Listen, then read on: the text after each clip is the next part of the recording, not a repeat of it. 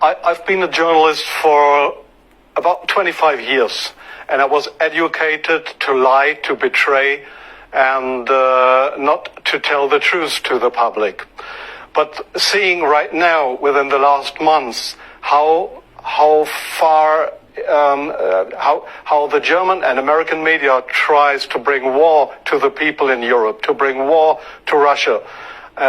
This is a point of no return, and I'm going to stand up and say it is not right what I have done in the past, to manipulate people, to make propaganda against Russia, and it is not right what my colleagues do and have done in the past, because they are bribed to betray the people, not only in Germany, all over Europe. The reason writing this book was that I'm very fearful of a new war in Europe, and I don't like to have this situation again, because war is never coming from itself. There is always people behind it to push for war.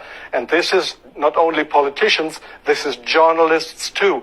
And I just have written in the book how we have betrayed in the past our readers just to push for war, and because I don't want this anymore. I'm fed up with this propaganda. We live in a banana republic and not in a democratic country where we have press freedom, where we have human rights.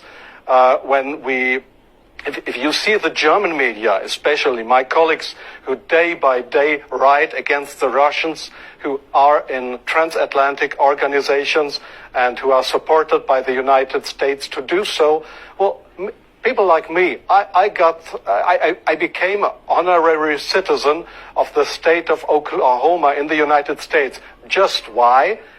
Just because I write pro-American. I wrote pro-American. I was supported by the Central Intelligence Agency, by the CIA. Why? Because I should be pro-American. I'm fed up with it. I don't want to do it anymore.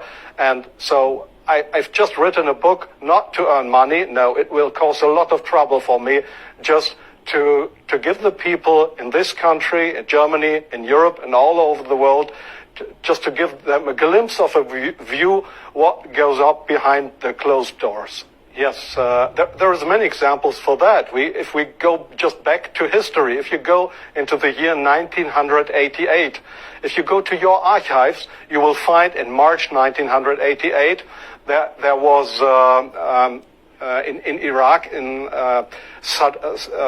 Iraq the Kurdish people have been gassed with poisoned gas. That is known all over the world.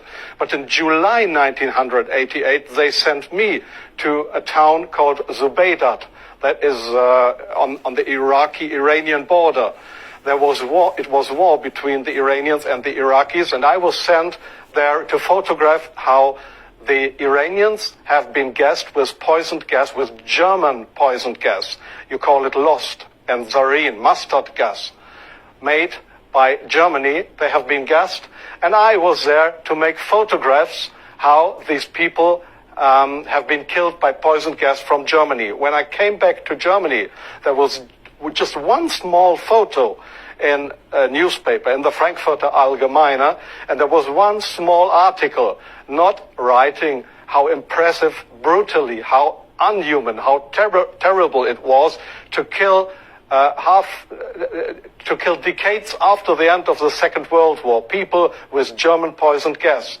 So this was a situation I feel misused for having been there, and just to give a documentary what has been done, but not being allowed to cry out to the world what we have done behind closed doors. Up to today, it's not well known in the public that with German public gas, there have been hundreds or thousands of people gassed in this city of Zubaydat. Now, you asked, what have I done for intelligence agencies? So, please see, most of the journalists you see in foreign countries, they claim to be journalists, and they might be journalists, European or American journalists, but many of them, like me in the past, are so-called non-official cover. That's what the Americans call that. I have been a non-official cover. Non-official cover means what? It means you do work for an intelligence agency. You help them if they want you to help them, but they will never, when you are locked, or when they find out that you are not only a journalist but a spy too, they will never say, "Oh, this was one of our guys." They will not know you. That means non-official cover.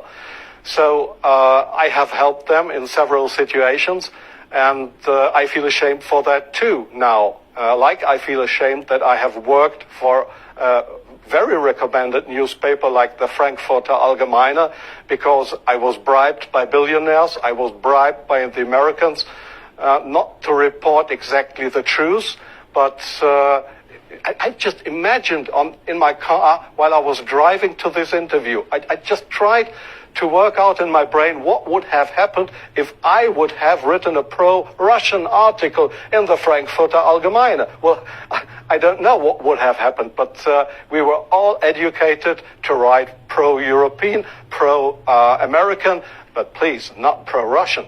So I'm very sorry for that, but this is not what I understand for democracy and for press freedom. I'm very sorry for that. Well, yes, I understand your question very well. Germany is still a kind of a colony of the United States. You see that in many points, like the majority of the Germans don't want to have nukes in our country, but we still have American nukes. So we are still a kind of a colony of the Americans.